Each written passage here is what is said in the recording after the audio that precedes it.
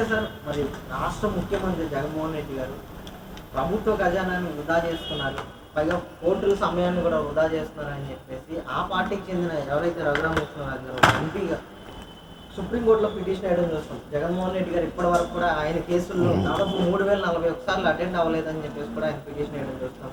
మరి దానికి బదులుగా సుప్రీంకోర్టు కూడా సిబిఐకి నోటీసులు ఇచ్చినట్టు కూడా తెలుస్తుంది. మరోపక్క పురంధేశ్వరి గారు కూడా సుప్రీంకోర్టు చీఫ్ జస్టిస్కి లేఖ రాసినట్టు తెలుస్తుంది. ఎవరైతే విజయసాయిరెడ్డి గారు లిక్కర్ స్కామ్లో కీలకంగా ఉన్నారని చెప్పేసి కూడా లేఖలు రాయడం చూస్తాం. సో ఇవన్నీ చూసుకుంటే వీళ్ళ బెయిల్ ఎప్పుడు రద్దు అవ్వచ్చు అంటారు?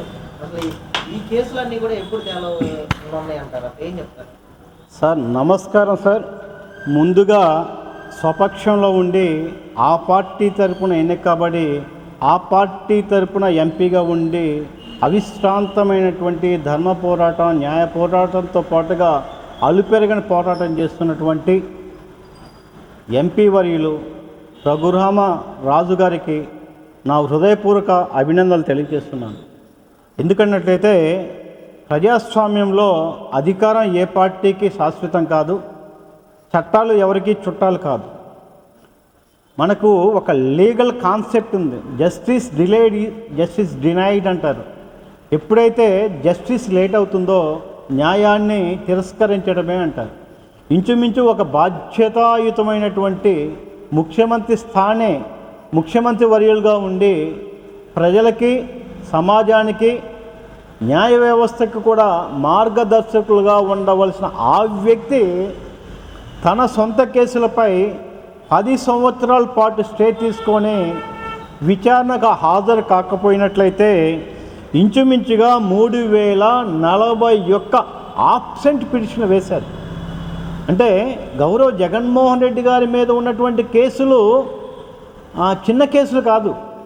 గౌరవ జగన్మోహన్ రెడ్డి గారి కేసు మీద ఉన్నటువంటి కేసులు ఒక్కసారి మనం చూసినట్లయితే ఆయన మీద మొత్తం కూడా 38 కేసులు ఉన్నట్లుగా తెలియవస్తుంది. 35 క్రిమినల్ కేసులు అయితే 35 కేసులు, 11 కేసులు సిబిఐకి సంబంధించిన కేసులు అయితే 9 ఈడీ కేసులు, ఇంచుమించుగా 31 పైన ఈ క్రిమినల్ కేసులు ఉన్నటువంటివి. ఇలాంటి వ్యక్తులు తీవ్ర ఆర్థిక నేరారోపణలు కలిగి ఈడీతో అటాచ్మెంట్లు జరిగి కొన్ని వందల కోట్ల రూపాయలు జప్తు కాబడినటువంటి కేసులో, తీవ్ర ఆర్థిక నేరారోపణ ఉన్నటువంటి ఈ కేసులో సంవత్సరాల తరబడి కోర్టులో స్టేలు ఉండటం, 10 సంవత్సరాలుగా విచారణకు రాకుండా ఉండటం అనేది మన రాజ్యాంగ వ్యవస్థలో ఉన్నటువంటి లోపభూయిష్టాన్ని కూడా చూపిస్తుందేమో అని చెప్పడంలో అతిశయోక్తి లేదు.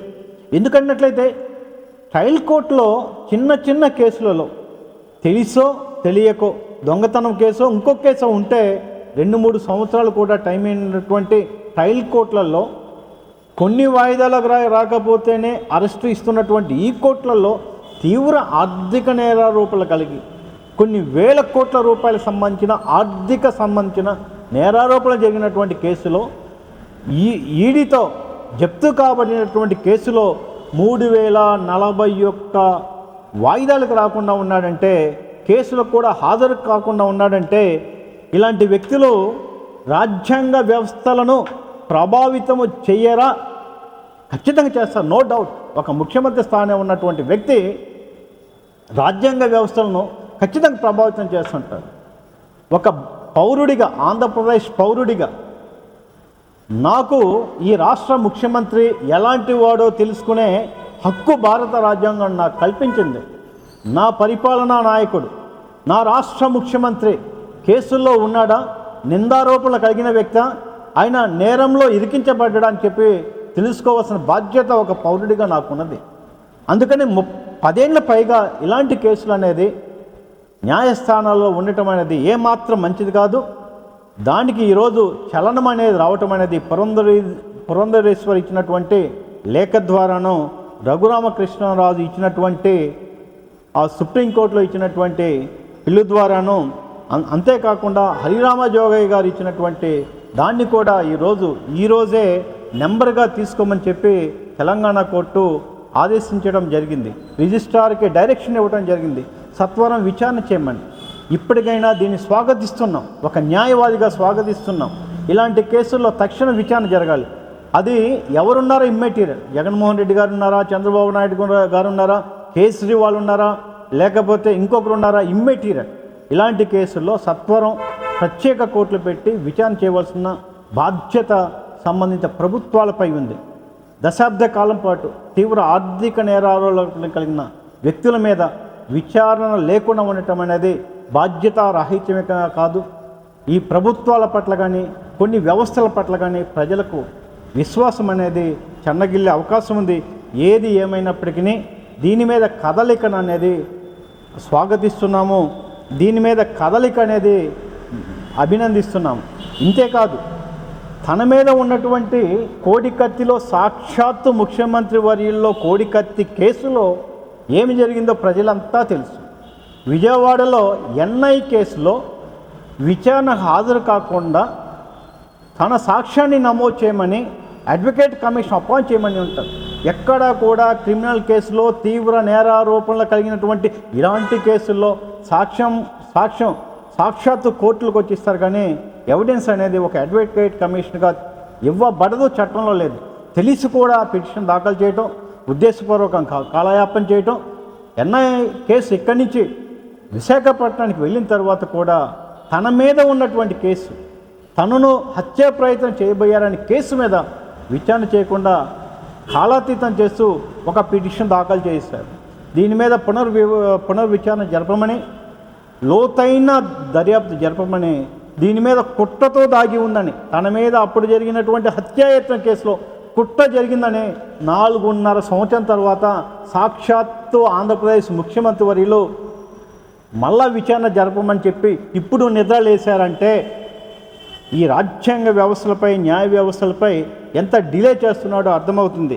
ఒక్కటే ఉద్దేశం, ఈ కేసులో, కోడికత్తి కేసులో సత్వరం విచారణ జరిగి తీర్పు వెలువరించినట్లయితే కేసులో పసలేదు కనుక 2024 ఎలక్షన్లో తీవ్ర ప్రభావం ఉంటుందని ఉద్దేశపూర్వకంగా కోర్టులను అడ్డు పెట్టుకొని ఆడుతున్నారు. ఇవి న్యాయస్థానాలు చాలా స్ట్రిక్ట్గా వెళ్ళవలసిన ఆవశ్యకత ఎంతైనా ఉంది. లేనట్లయితే ప్రజలకి ఒక వ్యవస్థల పట్ల ఒక అపనమ్మకం ఉంటుంది. ఈ దేశంలో పేదవాడికి, ఈ దేశంలో ఉన్నవాడికి సమానమైనటువంటి న్యాయం కరువు అవుతుందా అనే భావన ప్రజల్లోకి వెళ్ళకముందే సీఎం అయినా ఒకటే, సామాన్య పౌరుడైనా ఒకటే అని చేయవలసిన బాధ్యత సంబంధిత న్యాయ వ్యవస్థపై కూడా ఉంది. ఏది ఏమైనప్పటికీ ఈ కేసులో కదలిక రావటం అనేది ఒక న్యాయవాదిగా నేను ఆస్వాదిస్తున్నాను. ఇంతేకాదు, మరొక కేసులో దారుణమైన కేసు అంటే వైఎస్ వివేకానందరెడ్డి హత్య కేసులో, తన బాబాయ్ కేసులో ముద్దాయిలను పట్టుకోలేకపోయారంటే, ఇప్పటికి కూడా సిబిఐ విచారణకి సహకరించలేదంటే, సాక్షాత్తు తన ఎంపీ గారిని రక్షిస్తున్నారంటే 2 రకాలుగా ఉండొచ్చు. సొంత బాబాయ్ హత్య కేసులో తనకు సంబంధించిన, తన కుటుంబానికి సంబంధించిన వ్యక్తులు ముద్దాయిలుగా ఉన్నట్లయితేనే కేసు విచారణలో సహకరించకుండా ఉంటారు.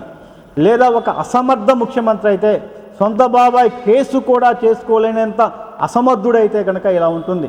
ఏది ఏమైనటువంటి ఈ మధ్య జరిగినటువంటి కేసుల్లో విచారణ సంస్థలు అనేవి ఒక పార్టీకి తొత్తులుగా ఉండటం చేత కొన్ని సంవత్సరాలుగా కేసులు న్యాయ వ్యవస్థలో పెండింగ్లో ఉండటం ద్వారా కొంతమంది వ్యక్తులైనా కోర్టు తలుపు నెట్టడం, కోర్టు తలుపు ద్వారా న్యాయం చేయమని రావటం ద్వారా పురంధరేశ్వర్ గారికి, ఆంధ్రప్రదేశ్ బీజేపీ అధినేత్ర అయినటువంటి పురంధరేశ్వర్ గారికి, అలానే స్వపక్షంలో ఉన్నటువంటి రఘురామరాజు గారికి కూడా నా హృదయపూర్వక అభినందనలు తెలియజేస్తున్నాను. చాలా మంచి ఇష్యూ కోర్టు దృష్టికి తీసుకుని వెళ్ళారు. త్వరగా నిర్ణయం తేల్చమన్నారు. జగన్మోహన్ రెడ్డి గారు నేరం చేస్తే శిక్షించబడతారు, నేరం చేయకపోతే లక్షణంగా బయటకు వస్తారు. అది కోర్టు డిసైడ్ అవుతుంది ఆఫ్టర్ ట్రయల్ అయిపోయిన తర్వాత. కానీ ట్రయల్ కాకుండా చేయటం అనేది, ట్రయల్ను అడ్డుకోవటం అనేది, ఇది భారత రాజ్యాంగం ఇచ్చినటువంటి హక్కులను కాలరాయటం తప్ప మరొకట్లేదని, దీంట్లో అధికార దుర్వినియోగానికి అధికారాన్ని అడ్డం పెట్టుకొని రాజ్యాంగ వ్యవస్థను ఇబ్బంది పెట్టే అవకాశం ఉంది కనుక అలాంటి వ్యక్తులు, ఏ వ్యక్తులైనా, ఏ పార్టీ వ్యక్తులైనా సత్వరంగా విచారణ చేయమనే డిమాండ్ అయితే మా వైపు నుంచి అయితే ఉంటుంది.